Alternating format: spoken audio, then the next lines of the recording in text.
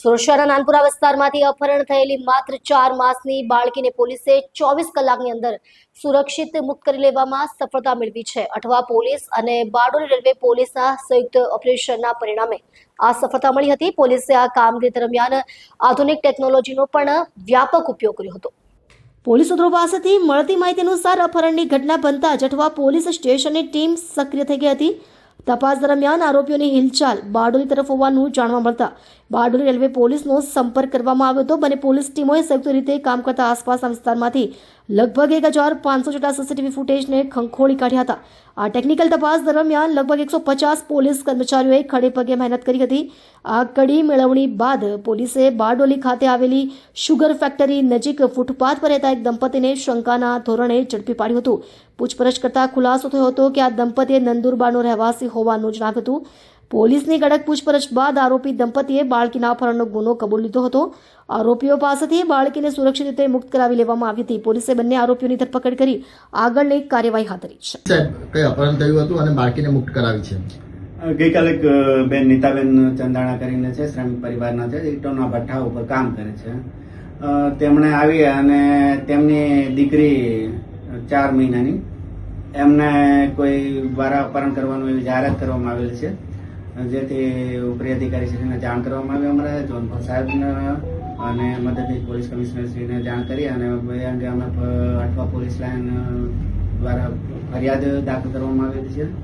ફરિયાદ દાખલ કરી અને બાળકની ઉંમર નાની હોય તાત્કાલિક પોલીસ હરકતમાં આવી છે।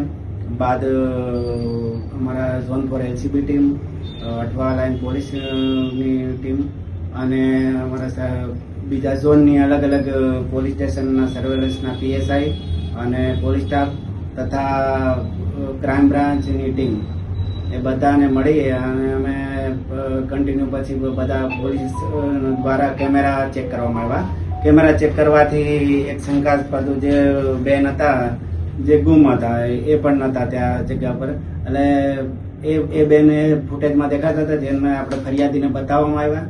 ફરિયાદીએ વેરીફાઈ કર્યા પછી અમે બધા સીસીટીવી કેમેરા એડવાન્સ ચેક કરતા ગયા અને અમે એમના અહીંથી ત્યાં જતા સુધીમાં લગભગ 3 રિક્ષાઓ અલગ અલગ બદલી અને એક ગલીમાંથી બીજી ગલીમાં એમ કરીને પોલીસને નજર ચૂકવવા માટે ફરતા રહ્યા અને બાદમાં અમે એ જ ટાઈમે બીજી ટીમ અમે રેલવે સ્ટેશન, બસ સ્ટેશન ઉપર પણ સીસીટીવી ફૂટેજ ચેક કરવા માટે મોકલી હતી।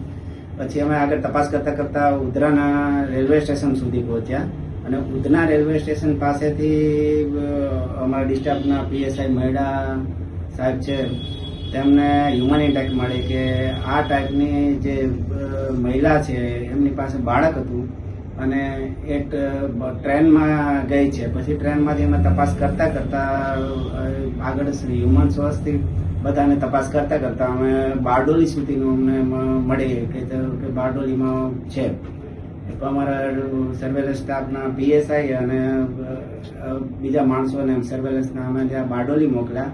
ત્યાંની રેલવે પોલીસનો પણ સંપર્ક કર્યો અને આખરે અમે બંને આરોપી છે સુનિલ રતિલાલ વસાવા અને મીનાબેન વસાવા એમને અમે પકડી ત્યાંથી થઈને અહીંયા લાવેલા છીએ અને પછી પૂછપરછ દરમિયાન એવું ખબર પડી કે આ લોકોનું બાળકી લઈ જવા પાછળનો હેતુ ભીખ માગવાનો અને બાળકીને